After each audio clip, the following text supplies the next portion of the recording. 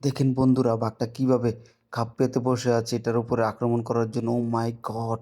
দেখেন কি একটা সময়, এটা উপর থেকে কিভাবে ঝাপটি মেরে ধরে দেখেন। খুবই মর্মান্তিক একটা বিষয়। এটা কিন্তু বুঝে গেছে এই প্রাণীটা যে এর পিছনে কিছু একটা আছে। তারপরে কিন্তু সে লড়তেছে না। দেখতেছে কখন অ্যাটাক করে, অ্যাটাক করার পরে কিছু একটা করবে।